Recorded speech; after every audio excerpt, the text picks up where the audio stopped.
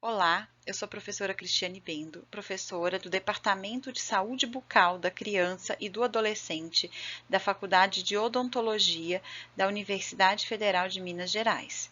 E nesta videoaula eu vou falar sobre os vieses em estudos observacionais. Viés se conceitua, então, como qualquer erro sistemático no delineamento, condução ou análise de um estudo e que resulta numa estimativa, num resultado, então, equivocado do efeito de uma determinada exposição sobre o risco de desenvolver uma determinada doença. Então, nada mais é do que um erro que eu introduzo no meu estudo.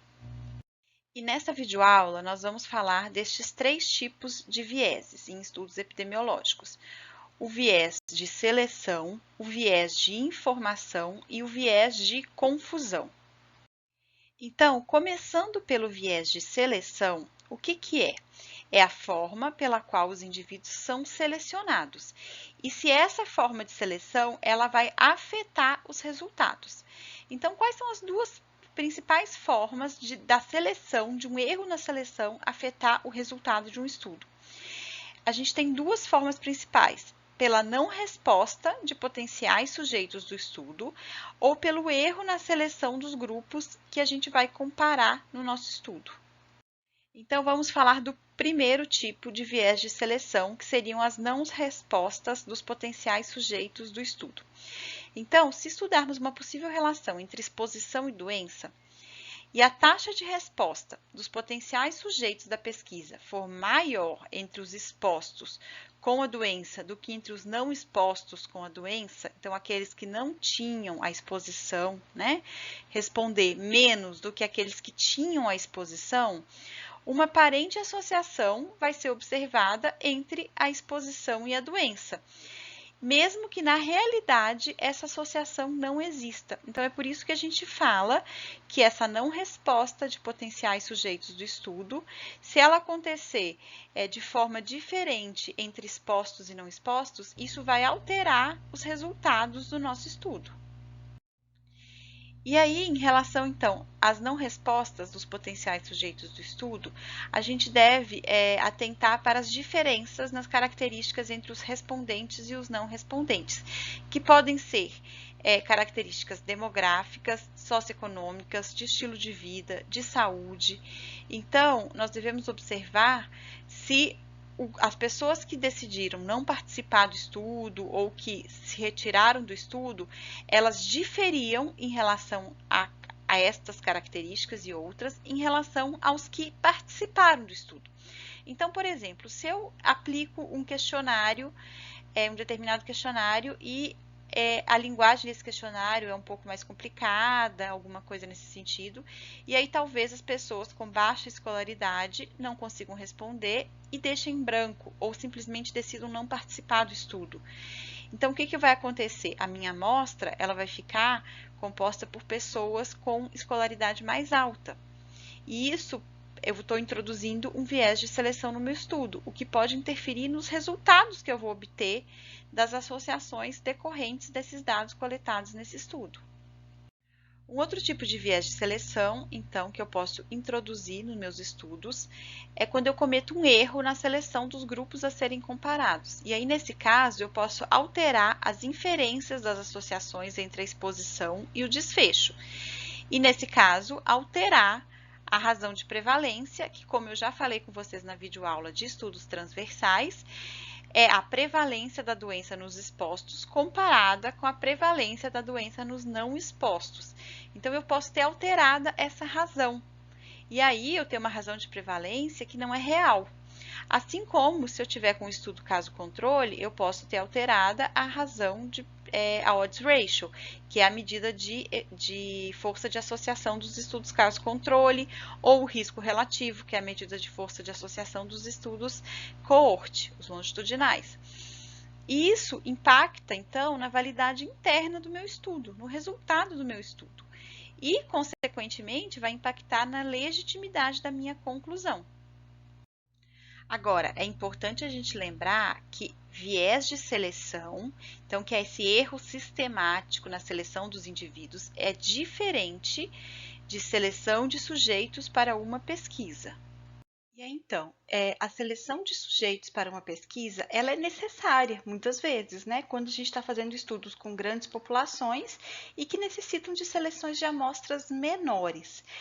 A natureza dessa seleção é que pode afetar a validade externa do estudo. O que é a validade externa do estudo?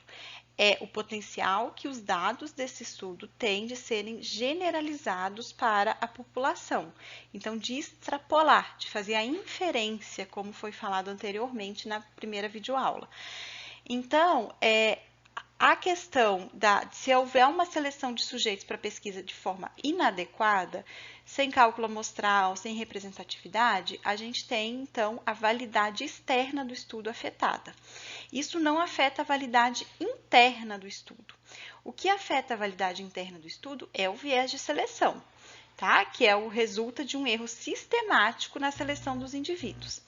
Então, como exemplo, se eu, por exemplo, estou avaliando a associação entre consumo de açúcar e presença de cárie dentária em uma amostra, por um estudo caso-controle que vocês vão ver mais para frente. Se a minha exposição, então, né, lembra de expostos e não expostos. Então, se a minha exposição for o consumo de açúcar, então os meus expostos são aqueles com alto consumo de açúcar e os meus não expostos, baixo consumo de açúcar. Doença, cárie. Então, os doentes com cárie e os não doentes sem cárie. E aí, imagine, então, que se o grupo caso, né, que é aqueles com cárie, forem selecionados em uma clínica odontológica do serviço público, né, que a gente acredita que vai ter uma prevalência de cárie maior.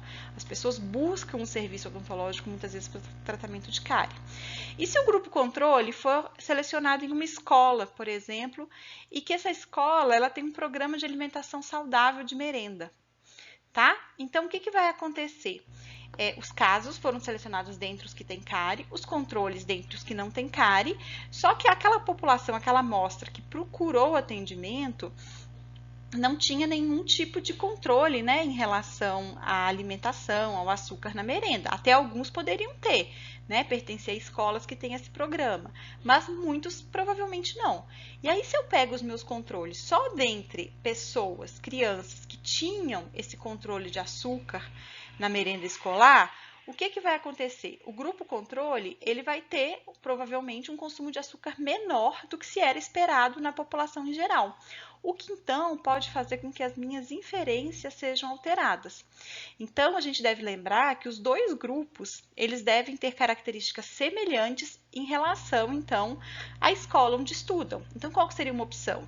Para cada criança do meu grupo caso, eu perguntar em qual escola ela estuda e pegar um controle da mesma escola. Então, eu resolveria esse problema, porque se aquela criança do grupo caso com cárie, ela estuda em uma escola em que tem controle da merenda, o do grupo controle também seria, né, o controle daquela criança. Se uma criança do grupo caso estudar em uma escola que não tem controle da merenda, a gente vai ter um controle, né, uma criança que vai ser controle desse caso, que também não tenha controle de merenda na escola. Então, a gente não vai modificar as exposições entre os dois grupos.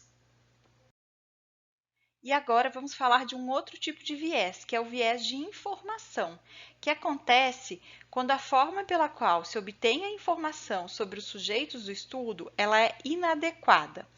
Então, as informações obtidas sobre a exposição desse sujeito do estudo e sobre a doença que aconteceu com ele, elas estão incorretas.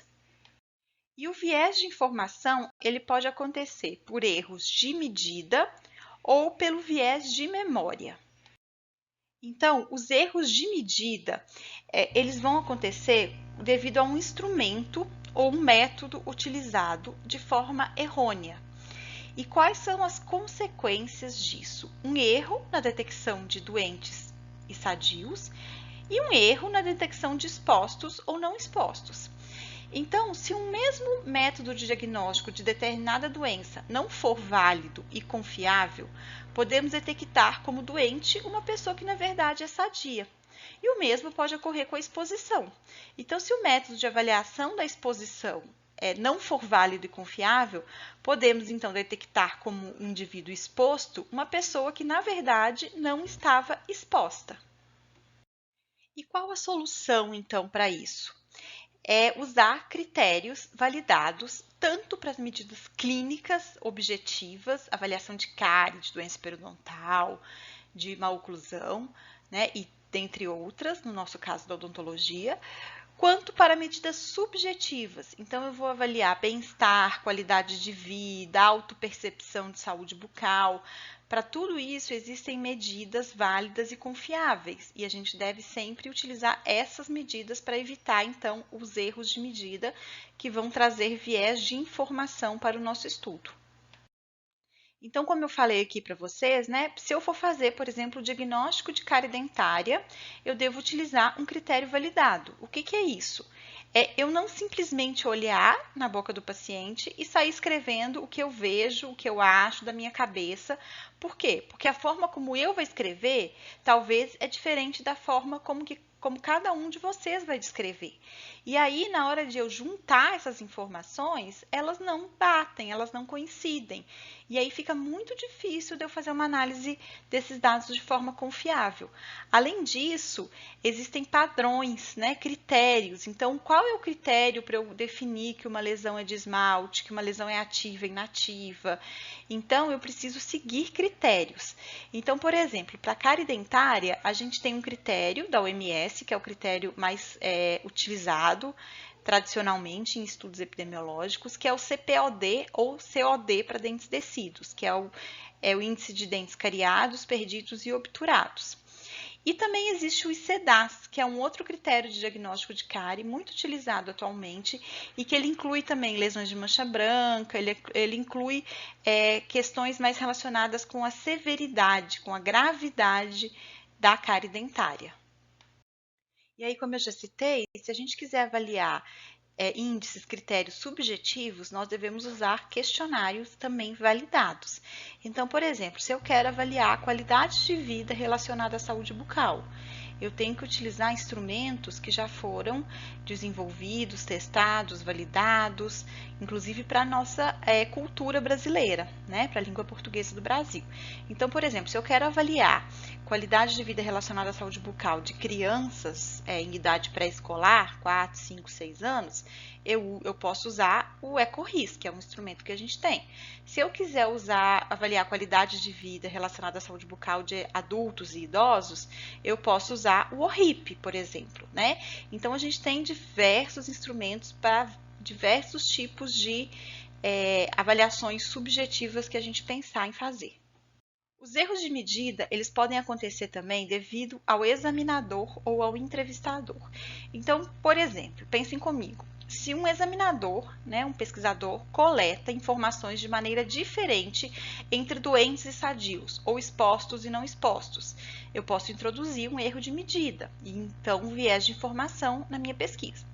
Por exemplo, se eu estou avaliando cárie e consumo de açúcar, né, de sacarose, que é o exemplo que a gente tem usado bastante.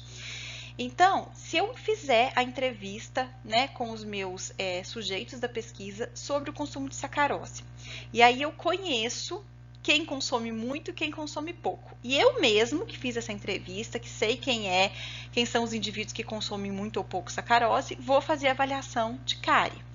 Qual que é a minha tendência? A talvez ter um olhar mais criterioso para aqueles indivíduos que consomem muita sacarose. E, de repente, uma lesão que para um indivíduo que consome muita sacarose, eu posso considerar como uma lesão de cárie inicial. Para aquele que eu sei que consome pouca sacarose, eu posso considerar, por exemplo, como uma lesão já inativa. Então, eu posso sim, por mais que eu seja um pesquisador sério e ético, esse tipo de situação pode acontecer sim, né? É inerente ao pesquisador. E também quando entrevistadores ou examinadores múltiplos coletam dados, e aí às vezes eles coletam de maneira diferente, mesmo usando o mesmo critério diagnóstico. Então, digamos que a gente avalia o CPOD, né, de uma população, 2 examinadores fazem essa avaliação.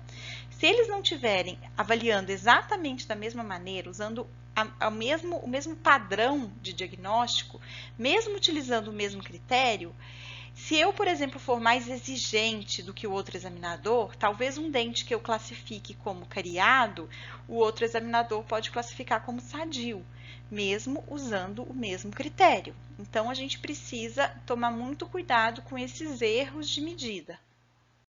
Então, uma das soluções para esse tipo de erro, que é o primeiro erro, né, daquele em que eu avalio de forma diferente os doentes e não doentes, ou expostos e não expostos, seria o que a gente chama de cegamento ou mascaramento, e que nos artigos em inglês vocês vão ver como blinded.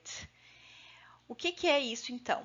É um exemplo, né? O examinador que fará o diagnóstico de cárie, ele deve ser cego para a informação referente ao consumo de sacarose. Então, como que a gente faz isso na prática? Uma pessoa, um pesquisador, faz a avaliação do consumo de sacarose e um outro pesquisador, que é o que a gente chama de cego, quer dizer, que não conhece o questionário, as respostas para esse questionário de consumo de sacarose, é que vai fazer os exames e o diagnóstico de cárie. E agora, uma solução para aquele segundo problema, né, que é, mesmo usando os mesmos critérios de mensuração, de medida, os examinadores examinam de forma diferente. E aí, para isso, a solução é um procedimento que chama de calibração. E aí existem dois tipos de calibração dos examinadores: a calibração interexaminadores e a calibração intraexaminador. A calibração interexaminadores nada mais é do que observar uma concordância interexaminadores, entre 2 ou 3 examinadores. Então, por exemplo, o examinador 1 examina um determinado indivíduo para uma determinada condição. Então, eu estou examinando uma criança para diagnóstico de cárie utilizando o COD. Aí, depois, o examinador 2 vai lá e examina essa mesma criança também para o diagnóstico de cárie, também usando COD. Um imediatamente após o outro. E aí a gente observa, calcula, existe um cálculo específico para a gente observar se esses dois examinadores, ao final dos exames de vários indivíduos, né, com os mesmos critérios e tudo, se eles têm uma concordância, então, no diagnóstico aceitável e que, então, seja possível passar para a coleta de dados do estudo principal. E o outro tipo de concordância, de calibração, é a intraexaminador, que é o mesmo examinador, ele avalia uma criança no momento 1 e após em torno de 7 a 14 dias, ele avalia essa mesma criança, ou né, esse mesmo indivíduo, no momento 2. E por que esse mesmo indivíduo avalia a mesma pessoa 2 vezes? Para garantir que ele está conseguindo todas as vezes enxergar a mesma coisa. Porque senão ele pode, teoricamente, ter critérios diferentes para avaliar hoje, amanhã, depois, dependendo do humor, do cansaço dele. Então, é importante que a gente tenha, acredite, né, que esse examinador ele está examinando sempre igual. E por que a gente faz esse intervalo de 7 a 14 dias? O intervalo de 7, que é o intervalo é o mínimo de tempo que a gente deve usar, é o suficiente para que essa pessoa que está examinando não lembre do exame anterior e não seja influenciado por isso. Ah, eu lembro o que eu vi nessa pessoa, então não preciso nem olhar de novo. Isso não pode acontecer. E 14 dias é o tempo considerado máximo, porque se passa disso, a condição bucal daquele indivíduo pode mudar. Então, às vezes, uma lesão que não estava cavitada pode ter cavitado, uma lesão que estava em esmalte pode ter ido para dentina. Então, pode ter uma mudança no diagnóstico. E aí não vai ser um erro do examinador, vai ser uma mudança de diagnóstico que vai provocar uma diferença no diagnóstico que ele deu, mas não por erro, e sim por uma diferença na condição. Então, o ideal é que aconteça entre 7 e 14 dias. E dentro do viés de informação, a gente tem o viés de memória. Então, lembre lá nos estudos transversais que eu falei com vocês, que muitas vezes a gente pergunta para o indivíduo sobre alguma informação de saúde dele do passado, e a gente conta com a lembrança dele como uma resposta verdadeira, confiável, para que a gente, então, colete esse determinado dado. E aí, muitas vezes, a condição de doente influencia as respostas dadas às questões relacionadas à exposição. Então, como eu já falei anteriormente na primeira videoaula, as pessoas afetadas pela doença ou por um determinado problema, talvez elas recordem melhor das exposições do que aquelas que não foram afetadas. E aí eu vou voltar naquele exemplo que eu dei na videoaula anterior de fluorose. Então, mães de filhos com fluorose possivelmente lembram mais sobre a exposição às diversas formas de flúor que essa criança teve na primeira infância do que mães de filhos sem fluorose. E agora eu vou falar do último tipo de viés que nós vamos abordar nessa videoaula, que é o viés de confusão, ou também chamado de variável de confusão, que é quando a associação entre a variável de exposição e a variável de desfecho, então entre exposição e doença, ela é moderada por uma terceira variável. Então, o que seria um viés de confusão ou uma variável de confusão? Então, vamos entender. Uma variável de exposição, que seria o nosso fator A, está associado com uma doença B. Então, por exemplo, o consumo de sacarose, que seria a nossa exposição, está associado com a cárie, questão doença, que é a doença B. E aí, o que acontece? Existe um fator X, que é uma terceira variável, que é a que a gente chama de variável de confusão, que sabe-se que é um fator de risco para essa doença B. E que também está associado ao fator A, mas não é resultado do fator A. Então, a gente observa aqui que, no caso dessa relação, é uma relação de uma direção só. Né? A gente observa que existe uma questão de causalidade. A gente sabe, a literatura mostra para a gente que esse fator X é causa da doença. Mas a literatura também vai mostrar que esse fator A ele está associado ao fator X. Então, não necessariamente eu preciso ter causalidade, simplesmente uma associação. E para que uma variável seja caracterizada como uma variável de confundimento ou de confusão, ela deve ser um fator de risco para a doença que está sendo estudada. E a identificação dessas variáveis de confusão, assim como da variável de exposição, da variável de desfecho ou de doença, elas são fundamentais na elaboração do projeto de pesquisa. Então, eu preciso estudar, conhecer estudos prévios sobre esse assunto, para que eu possa, então, fazer um projeto de pesquisa adequado, incluindo as questões, as variáveis, as exposições que a literatura me traz em estudos prévios. Então, para isso, para que eu tenha esses dados coletados, eu preciso estudar, montar um projeto bem delineado, construir um modelo teórico, e aí, a partir disso, eu vou saber quais as variáveis que eu devo coletar, para depois eu poder, então, fazer uma análise considerando, nesse caso, as variáveis de confusão, para evitar, então, que eu tenha um viés de confusão aqui. E um fator de confusão, ele vai distorcer a associação entre uma exposição e um desfecho. E um fator de confusão, ele vai apresentar 3 características, né, que a gente já falou aqui. Ele deve ser fator de risco para o desfecho, que é a doença, ele deve estar associado à exposição e ele não pode fazer parte da cadeia causal que liga a exposição ao desfecho. Então, por exemplo, o fator A, que é a exposição, e a doença B, que é o desfecho, eles estão associados e existe uma variável de confundimento, que é um fator X, que modifica essa relação entre A e B.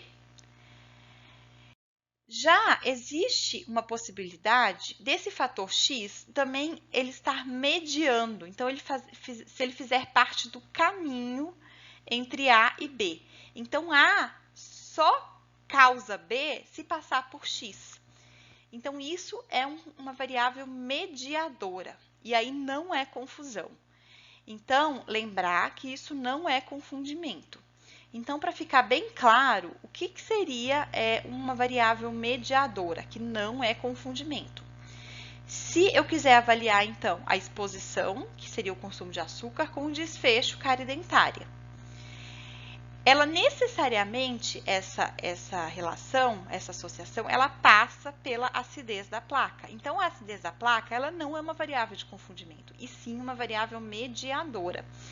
Então, o que acontece? Se eu faço um consumo muito alto de açúcar, as bactérias cariogênicas vão fermentar, né, esse açúcar, vão fazer com que a placa fique mais ácida, vai cair o pH da minha boca e, consequentemente, eu vou ter, no processo de desremineralização, eu vou ter um favorecimento da desmineralização e, consequentemente, eu vou aumentar minha chance de desenvolver cárie dentária. E agora, um exemplo clássico, né, de variável de confundimento. Então, um estudo transversal que mostrou que a doença periodontal estava associada à doença cardiovascular. Mas sabe-se que o tabagismo é um fator de risco para a doença cardiovascular. O tabagismo e a doença periodontal também são fatores associados. E também se sabe que não faz sentido o tabagismo fazer parte da cadeia causal que ligaria a doença periodontal à doença cardiovascular. Então, nessa situação, na relação entre doença periodontal e doença cardiovascular, o tabagismo ele entraria então como uma variável de confusão. E aí, qual a solução para isso, né? Para a gente evitar o viés de confusão. Provavelmente, se eu fizer uma alocação aleatória, né, nesse caso desse estudo, dos fumantes nos grupos com e sem a doença periodontal, eu vou ter um número de cigarros consumidos por dia igual nos grupos de pessoas com e sem a doença periodontal.